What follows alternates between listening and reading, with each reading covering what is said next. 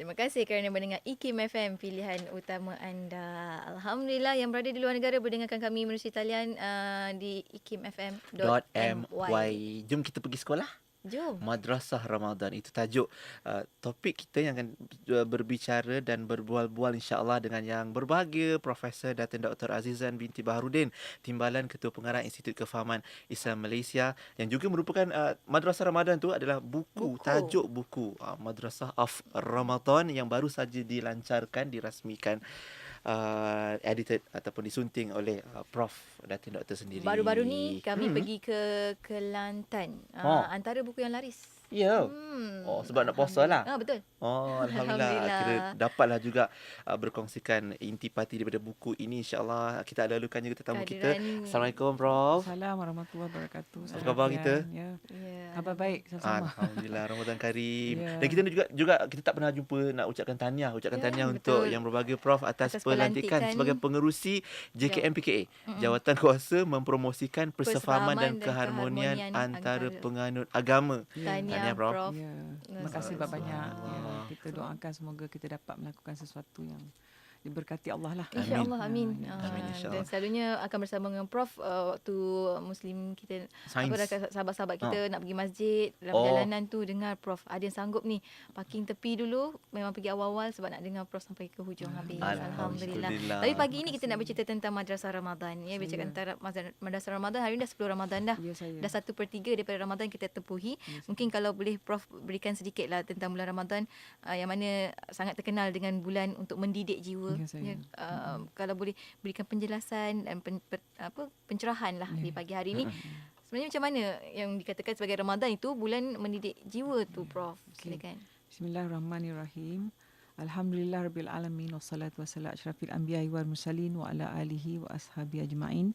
Rabbi syrah li sadri wa yassir li amri wahlul 'uqdatam min lisani yafqahu qawli. Terima kasih kepada saudari Yati dan saudara Pian kerana sudi bersama saya, memberi saya ruang pagi ini. Mendidik jiwa saya rasa adalah sesuatu yang perlu sentiasa kita rakamkan di dalam fikiran kita, ya. Bukan saja ialah kita harapkan selepas Ramadan ni dia akan terpakulah di situ, sebab amin. Ya, kita diberitahu satu-satu habit itu akan menjadi selepas 40 hari terlatih, ya. Ramadan 30, kita buat puasa 6 agaknya, lepas tu insya-Allah dia akan menjadi sesuatu yang terpaku di fikiran kita, ya, saudara Pian, ya. Jadi saya cuba menjelaskan perkara ini dengan cara yang mudah lah. Ya. Kalau kepada diri saya sendiri, tak kali ini dengan ujian-ujian yang Allah beri dan tak apa kan, saya kongsi pengalaman sendiri juga, ya. Dan saya kira ramai juga sahabat-sahabat di luar sana yang adalah dugaan-dugaan mereka masing-masing. Ada yang dirasakan besar, ada yang dirasakan sederhana dan sebagainya. Jadi sabarlah, saya rasa di antara perkara yang sangat-sangat perlu kita mendidik diri kita. Senang bercakap sabar ini, tetapi sabar itu nanti ada konotasi kesakitan, ada konotasi dia package tu sekali. Betul, dia datang dengan package, betul sangat, ya. Dan bersangka baik, ya, bersama-sama dengan sahabat. Macam mana nak sabar tu? Dengan kita bersangka baik, ya. Jangan putus asa. Sebab tak jadi sabar tu kadang-kadang sebab sangkaan itu tidak baik. Putus harapan itu datang, ya.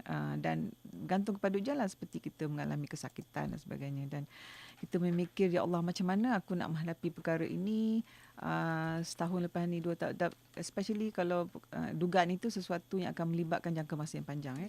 Syaitan akan bisikkan macam mana kita nak cope ni, ya, macam mana ni, ya. Jadi menyedari, ya, ini juga package-nya seperti kata Yati tadi, menyedari bahawa kita ni adalah hamba, ya. Kita jadi sabar ini, Ramadan ini. Kenapa? Pak kata tadilah, seluruh ambience ataupun persekitaran Ramadan itu sendiri mengingatkan kita, kan. Jadi itu yang kita kata, waktu lain pun kita terpaksa sabar juga. Tetapi kenapa intensitinya begitu hebat dalam bulan Ramadan ni, ya. Jadi balik kepada pakejnya tadi, sabar itu hanya boleh datang jika kita sedar kehambaan diri kita di peringkat yang maksimum, ya. Betapa sebenarnya tiada apa yang ada pada kita ni. Percakapan kita, lidah kita, pendengaran kita, penglihatan kita, diberi tahu oleh Allah dalam Al-Quran Karim, semua Dia yang beri.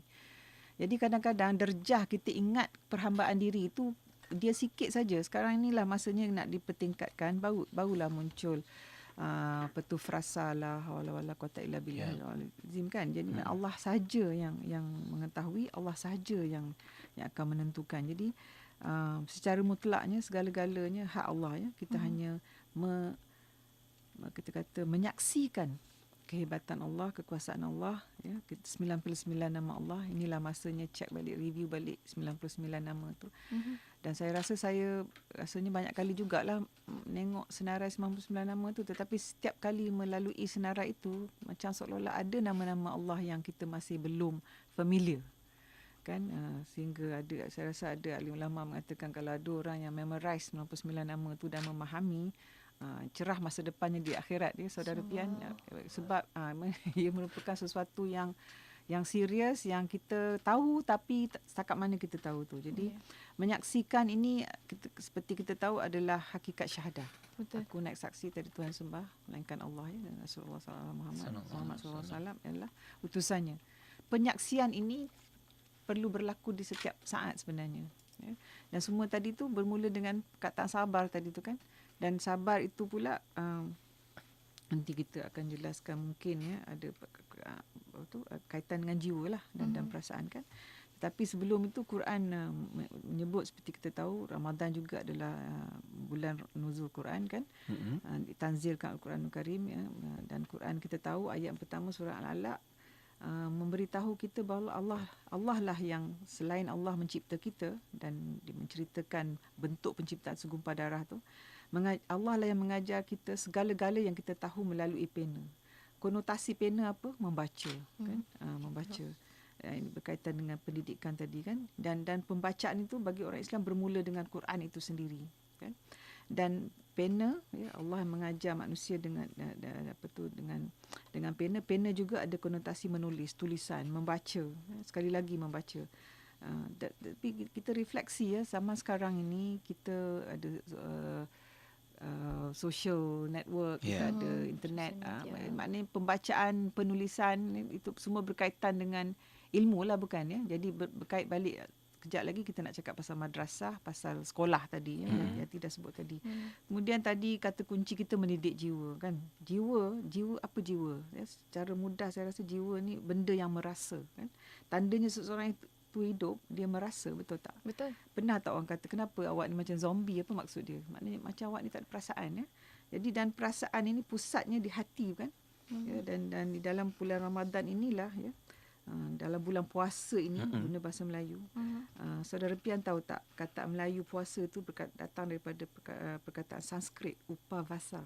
Upavasa yang bermaksud menahan diri untuk menghampirkan diri kepada Tuhan.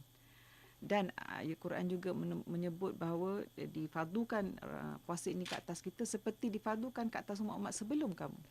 Jadi kita tak hendaklah masuk kepada bab umat sebelum kita ke apa, siapakah mereka dan sebagainya. Tidak. Cuma nak kata dalam tradisi budaya kita seadanya pun puasa ini bukan sesuatu yang alien kepada datuk nenek moyang kita. Tak asing langsung. Tak asing langsung. Dan keywordnya tadi tu menahan diri, itu balik kepada sabarlah. Jadi tadi Yati bertanya kan mendidik jiwa. Apa yang kita maksudkan. Jadi saya sendiri mungkin orang-orang lain memilih kata kunci lain kan Pian kan, tapi saya memilih sabar. Sebab sabar itu semestinya sesuatu yang bukan sedap. Yang bukan senang. Bukan selesa. Yang bukan selesa. Senang. Jadi kadang-kadang elok juga bila kita mengatakan sesuatu itu elok diketahui maknanya. Sekarang ni orang bercakap tentang crisis of meaning Pian. Banyak benda kita buat kita tak tahu makna di sebaliknya apa. Salah tafsir. Sebab itulah kita susah nak mengamalkan agama kita. Jadi maaf cakap, ramai kita termasuk diri saya lah kot, banyak benda yang kita tak faham sebenarnya tentang agama kita. Kita asyik melihat yang atas-atas kan. Kita terus pergi misalnya kepada bab hukum hakam. Tetapi sebelum orang itu memahami kenapa hukum sesuatu itu haram, tak boleh, halal, boleh, dia mesti faham kenapa. Betul. Kan? Khususnya perkara-perkara yang tak dibolehkan itulah. Jadi mungkin ya, kita... InsyaAllah kita akan sambung lagi perbicaraan tentang Madrasah Ramadan. Salah tafsir satu perkara. Keduanya mungkin dah terbiasa. Dah jadi budaya. Dah terbiasa budaya, dah tak nak tukar. Macam Pian kata dah comfort zone. Zone selesa. Selesa. Tapi Apa yang Prof kata tentang sabar tu rasanya sangat betul. Bila kita tak boleh tahan sabar, kat situ lah akan datang kita terus membetul-tuli, menilai, menghakimi, mengadili dan boleh berlaku salah tafsiran dan Tadi salah faham. betul. Allah. Masa intro tadi kan Pian cakap pasal kenapa kita lemah sekarang. Salah satu sabar ni bunyi macam pasif kan?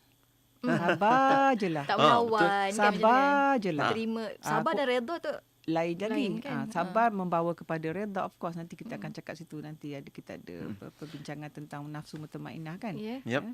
Tetapi maknanya sabar. Dan sekolah madrasah ini, sekolah atau madrasah Ramadan ini kan. Kita bercakap tentang madrasah kan. Nama buku kita pun Madrasah Madrasah Ramadan. Ramadan. Kenapa diistilahkan madrasah bukan jamiah, bukan kuliah, Betul. Prof? Madrasah merupakan sebuah kata dalam bahasa Arab yang seperti kita tahu yang artinya sekolah. Seperti yang Yati dah cakap tadi. Asal kata kuncinya, kata asasnya ialah darasa atau darasa yang artinya mengajar. Di Malaysia misalnya madrasah ni selalunya kita kaitkan dengan sekolah-sekolah yang kurikulumnya pendidikan Islam kan. Juga kadang-kadang disebut sekolah pondok kan. Kita ada sekolah biasa, kita ada madrasah atau sekolah pondok ya. Dan menarik kan, madrasah pertama sepanjang sejarah Islam ialah rumah sahabat Abu Abdillah Al-Arkam bin Abi Al-Arkam. Tempat ilmu pengetahuan dan amal soleh diajarkan secara bersepadu oleh guru yang pertama umat Islam, Nabi Muhammad sallallahu alaihi wasallam sendiri. Dia yang sendirinya mengajar dan mengawasi proses pendidikan orang Islam yang pertama, yang digelar para as-sabiqun al-awwalun, yang mereka yang awal ini adalah murid-murid, kita kata istilah murid yang belajar dalam madrasah sejarah Islam ya. Jadi maknanya jika Rasulullah sendiri berbuat demikian, maknanya sekolah, madrasah, pondok, mengaji lepas sekolah biasa itu sepatutnya satu tradisi yang biasa bagi umat Islam. Tetapi hari ini tiap-tiap hari kita mendengar bapa pukul anak sampai mati, tu yang dikurung di bawah rumah, Kolong. dan berbagai-bagai kan. Jadi maknanya kita sekarang ini kaitkan ini ya dengan keadaan sosial masyarakat kita, berlaku kelompangan lah. Maknanya kenapa ada segelintir masyarakat yang begini? Adakah mereka terbiar? Kita tidaklah menuding jari kepada pihak berkuasa sebagainya. Maknanya semua kita yang membaca surat khabar tu janganlah setakat kesian, setakat ni tak patut ni ya. Kita mesti boleh selepas ini melaksanakan sesuatu yang boleh menangani itu. Saya tahu banyak autoriti sekarang sudah mengambil mengambil alih tugas-tugas ini semua. Tetapi saya rasa balik kepada isu madrasah dan pendidikan dan mengajar, maknanya kita tak cukup dakwah lah saudara Pian. Pendakwahan kita itu perlu ditingkatkan lagi. Mungkinkah saudara-saudara yang lemah ini, salah satu yang mereka boleh buat, yang ini saya kata orang cakap dengan rendah hati lah ya. Sebelum kita ambil senapang berjihad di tempat lain tu, mungkin ada jihad lain lagi yang boleh kita bantu lah. Kita dahulukan ya. Sebab kalau boleh kita tembak satu musuh di sana kan, jika dibandingkan kalau kita berdakwah di sini, kita boleh selamatkan satu keluarga, 10 keluarga, satu kampung. Agaknya ada perbezaan tak di antara, Allah saja yang tahulah ya. Bukan kita nak memandai-mandai, tapi bercakap tadi tentang, saya tertarik saudara cakap tadi, kenapa zaman itu kuat? Yang kuatnya apa? Hati itu tadilah. Kan? Tarbiyah yang ya. Kunci Jiwa segala perasaan itu hati itu. Jiwa itulah ya. Jiwa itu. Yang itu yang nak disucikan dalam bulan Ramadan ini. Yang kalau boleh selepas Ramadan lah. Kan. Dan kita selalu sebut itu ya. Allah. Dan ada yang mengatakan Prof, bila bulan puasa tiba, bulan Ramadan tiba, syaitan akan dibelenggu. Digambarkan syaitan tak boleh nak buat kerja sangat dah macam biasa. Lemah lah. Tapi kalau kita masih lagi nakal dan maaf istilahnya jahat, itu nafsu kita yang telah menguasai kita. Jadi tentang nafsu-nafsu ni pun ada kelas-kelasnya sendiri, termasuk nafsu. Tadi pun Prof dah sebutkan juga tentang nafsu mutmainnah ini, dan ada yang lawamah, amarah, bisuk dan sebagainya. Tapi mutmainnah ni yang selembut-lembut, yang akan akhirnya kembali kepada pangkuan Tuhan, yang tenang dan aman itu. Mungkin Prof boleh kongsikan juga sedikit tentang nafsu mutmainnah ni. Ya, saya syukurlah bagi diri saya juga sekali lagi bagaimana bermulanya peningkatan ke arah nafsu mutmainnah kan. Dia meningkat kan, bukan menurun betul, tau. Menurun. Macam mana kita nak naik ke tingkat nafsu mutmainnah? Seperti saudara cakap tadi, memula kita ada nafsu amarah. Kan nafsu amarah Nafsu amarah ni lebih dahsyat daripada nafsu kebinatangan. Macam haiwan, dia lapar, lembu lapar makan rumput, dah kenyang dia berhenti. Dia tak ada kata seluruh padang ni aku punya, korang jangan masuk sini. Dia tak cakap gitu kan. Dia tak bantai anak dia dan sebagainya. Tetapi manusia yang amarah tu sudah pastinya lah yang sudah jadi mangsa kepada syaitan yang sudah bersumpah kepada Allah kan. Ya, manusia ini akan dijahanamkan kan. Ada sesat. Jadi amarah, awasilah amarah ini. Dan Nabi pun ada sebut kan, bila ditanya apakah yang kita mesti, sifat yang kita jauhi, jangan marah. Lepas tu jangan marah. Lepas tu jangan marah. Mungkin kata amarah itu ada banyak lagi konotasinya, boleh dikupas oleh ustaz-ustaz kita. Tapi bagi kita yang orang awam ni, bermula dengan perkataan marah itu sendiri pun sudah banyak kita boleh belajar kan. Dan ada ilmunya tentang marah ni. Jadi bila marah, kita punya darah menggelegak kan, muka merah. Dan kita diberitahu ada syaitan yang tertentu, dia ada nama kan. Mungkin saudara Pian ingat nama dia. dia akan mengipas api kemarahan itu batu kan. Api. Marah lagi, bagi marah lagi. Dan kita ada ungkapan batu api dan sebagainya. Dan kita juga disuruh berwuduk. Kalau marah agak lagi, baring atas dan menarik. Dalam kajian sains, dia tak cakap wuduk, tapi dia kata when you feel very angry, dia kata salah satu perkara kita boleh buat, dia kata wash, mandi. Macam mandi ataupun basahkan muka, tangan, kata dia. Itu bukan berwuduk ke tu. Jadi mungkin ada orang marah kita, kata kita menyamakan apa saintis cakap. Tak, maknanya moral of the lesson dalam perkara itu, pengajarannya di situ ialah marah itu sangat tak bagus kan. Dan siapa kalau yang orang punya nafsu lawamah ni yang selalu check diri dia kan. Check balik, review balik apa aku cakap tadi. Kalau boleh kita kontrol amarah itu dengan zikir ke, dengan pendidikan. Di barat kita tak adalah nak mengutukkan barat. Bila dalam masyarakat sekular artinya yang tidak bertuhan kan, dia kalau ada masalah dia akan ambil ubat penenang sebagainya, ambil lagi kimia yang akan dia kata marah ni sebab ada hormon. Tetapi sebenarnya yang kehilangan bagi dia ialah kuasa Allah yang boleh membantu dia, tetapi dia menolak kuasa itu kan. Jadi lawamah boleh ditingkatkan dengan bersolat misalnya katakan. Kita berzikir dengan kita memahami bahawasanya amarah ni bukan satu yang normal, bukan suatu yang harus kita biarkan kan. Jadi lawamah sentiasa melihat diri sendiri. Dan akhir-akhirnya kalau boleh, seperti yang saudara kata, naiklah kita ke martabat nafsu mutmainnah. Dan seperti dah sebut tadi, inilah orang yang tenang, orang yang redha. Jadi redha ni Yati kan, sangat susah lah.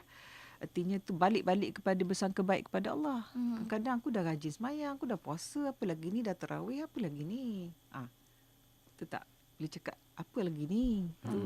Saya rasa ungkapan sahabat kita lah, maaf ya, sahabat pula maknanya quote-unquote ya, rakan kita yang kita tak nak jadi rakan tu syaitan tadi. Dan Imam Al-Ghazali pun ada menulis buku yang khas tentang bagaimana syaitan ini sangat bijak laksana. Dia tak kan dalam Kutubah Wida kalau ingat kan, hari ini kata Rasulullah, syaitan telah kalah dalam perkara-perkara yang besar. Kita tak boleh judi, kita tak boleh arak dan sebagainya. Tetapi ingat dalam perkara halus, melalui kita rasa gembira pun dia boleh masuk celah-celah ruang perasaan kita teriak itu. Sekejap. Betul kan. Dalam kita gembira tu dia boleh mencelah, dalam kita fras lagilah dia boleh mencelah kan. Jadi yang redha tu dan nafsu mutmainnah. Jadi tetapi nafsu mutmainnah yang diredai oleh Allah, kita pun redha dengan Allah dalam kita keadaan itu. Dan besar maknanya Yati bila kita redha dengan Allah tu, kita bersangka baik. Mulalah ungkapan, bukan main lagi beribadat, tapi susah aja hidup. Allah Akbar. Kan tak ada pun disuntik pula kat hati disuntik. macam tu. Ada tak dengar macam tu kadang-kadang? Rajin bukan main, tapi anak beranak macam tu saja. Ini yang kita nak jaga sangatlah, sebab kadang-kadang ketenangan yang dimaksudkan itu balik kepada soal makna. What do you mean by ketenangan? Dan ada juga salah faham, orang kaya millionaire takkan mungkin dapat ketenangan ya. Jadi kita maknanya jangan kita stereotipkan begitu kan ya. Maknanya yang penting di situ ialah keadaan hati dan jiwa tadi ya. Jadi dan untuk mendapat keredaan dan nafsu mutmainnah, pastinya ujian tu menjadi sesuatu yang biasalah. Dan sekali lagi saya ingatkan diri saya, ujian itu sesuatu yang sakit, yang perit, yang menyiksa seolah-olahnya, ya. Tetapi Allah mengobati jiwa kita dengan mengatakan, adakah kamu memikirkan bahawa kamu akan masuk syurga tanpa kamu diuji? Allah dah anticipate dah kita akan, kata orang hantuk kepala ke dinding punya lah kan, cakap kasarnya kan. Tetapi Allah kata tak. Adakah kamu fikir? Dan Allah itu kan yang maha alim, yang maha mengetahui, yang maha mengasihi kan. Itu nak sangka baik tadi. Itu nak kena tahu nama-nama Allah tu. Bila dia kasih kita sakit tu, kita kata, kalau kau kasihkan aku, kenapa kau beri aku sakit? Inilah banyak argument di orang-orang sekular. If God is there, kalau Tuhan itu ada, kenapa dibiarnya orang mati, dibiarnya orang sakit, dibiarnya orang kelaparan. Kelaparan. Darwin sendiri, Darwin pernah dengar, dia mulanya seorang yang percaya pada Tuhan lah, tetapi bila dia melihat anak dia kecilnya sakit, meninggal, hilang dia punya iman macam tu, ya. Jadi mungkin ada kawan-kawan marah lah, kenapa ambil contoh Darwin pula.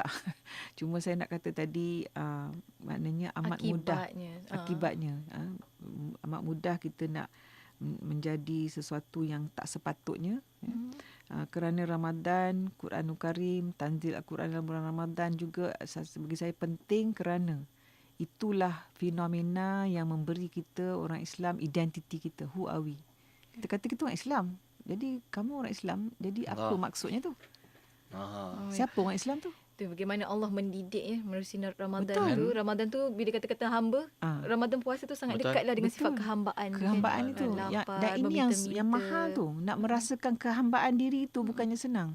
Dan dia bukan berkaitan dengan lepas ni tak payah tudung cantik lagi apa semua dah, pakai capal kasut tak payah. Bukan begitu. Sebab bila kita nak, ini juga dituntut oleh Allah.